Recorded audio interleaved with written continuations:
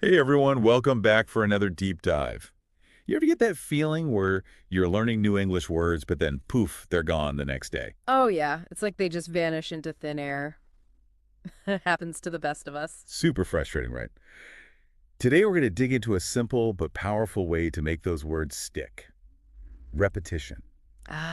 Repetition, the key to so much in life. Exactly. We're looking at an episode of English Dose that goes into the how and why of using repetition to really boost your English skills. I'm all yours. Me too.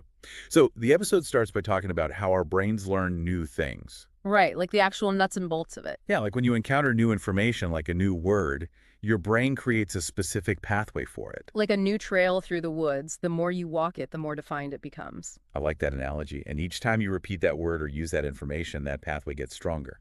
And there's this stuff called myelin.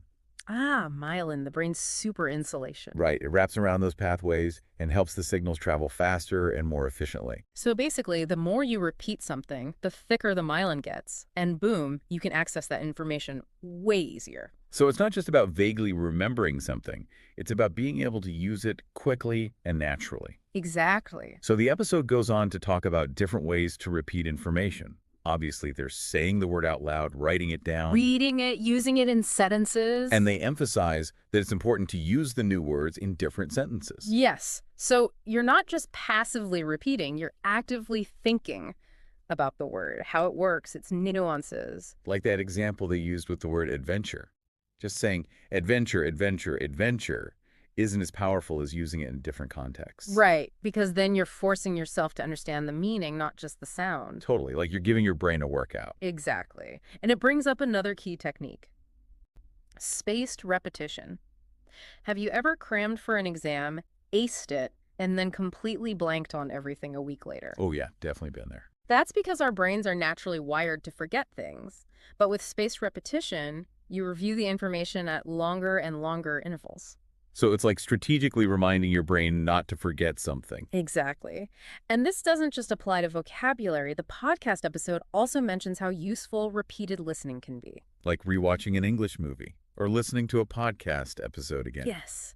Have you noticed how things are often easier to understand the second time around? Oh yeah, totally. But I always wondered if I was actually learning or just getting used to the sounds. You're definitely learning. Each repetition helps you pick up on more subtle details like pronunciation, intonation, rhythm. It's like training your ear to understand the music of the language. Absolutely. And you might even pick up on new words and phrases you missed the first time. It's amazing how much our brains can absorb with repeated exposure. So basically, repetition is the secret sauce, whether it's for vocab, grammar, or even just improving your listening skills. Couldn't have said it better myself. It's not about mindless drilling. It's about making it part of your routine in a way that works for you. Exactly, finding what clicks for you. So think about it. What's one small change you can make to bring in more repetition? Maybe it's reviewing flashcards on the bus or listening to an English song a few times in a row. Or even just consciously using a new word or phrase throughout the day. Right, every little bit helps.